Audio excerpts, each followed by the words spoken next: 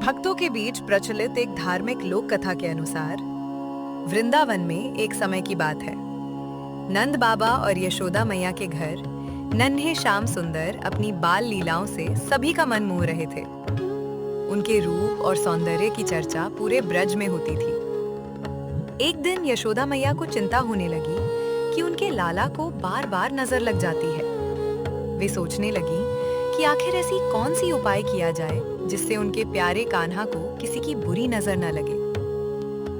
यशोदा मैया ने बहुत से उपाय किए, लेकिन उन्हें संतोष नहीं मिला।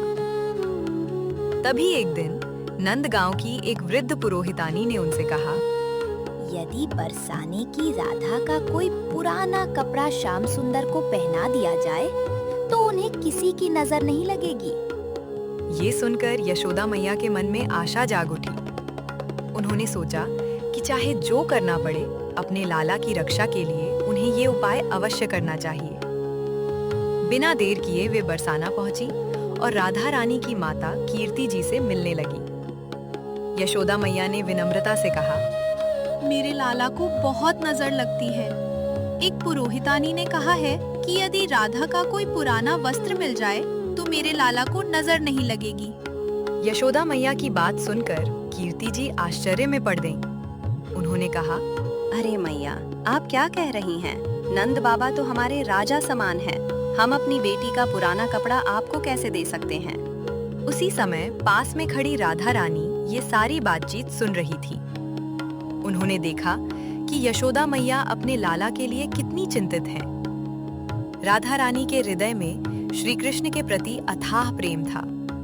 वे तुरंत बाहर आईं और बोली, यदि श्याम सुंदर को नजर न लगे तो मैं केवल पुराना वस्त्र ही नहीं, अपने प्राण भी दे सकती हूँ। उस समय सर्दी का मौसम था। राधा रानी ने अपने शरीर पर एक काली कमली ओढ़ रखी थी। उन्होंने बिना कुछ सोचे वो काली कमली उतारकर यशोदा मैया को दे दी और कहा कि इसे श्याम सुंदर को ओढ़ा दीजिए। राधा रानी का ये प्रेम और समर्पण देखकर यशोदा मैया भाव विभोर हो गईं। वे काली कमली लेकर नंद गांव लौट आईं और प्रेम पूर्वक अपने लाला को ओढ़ा दी। कहा जाता है कि तभी से कन्हैया काली कमली ओढ़कर रहने लगे। भक्तों की मान्यता है कि राधा रानी के प्रेम और आशीर्वाद से भरी वो काली कमली श्री कृष्ण के लिए विशेष बन गई। इसी कारण आज भी अनेक भक्त श्रद्धा और प्रेम से इस कथा को सुनते और सुनाते हैं। ये कथा हमें सिखाती है कि सच्चा प्रेम स्वार्थ नहीं देखता। जहाँ प्रेम होता है वहाँ त्याग, समर्पण और दूसरों के सुख की भावना अपने आप आ जाती है। राधा रानी का श्री कृष्ण के प्रति यही निष्काम प्रेम उन्हें भक्ति का सर्वोच्च प्रतीक बनाता है।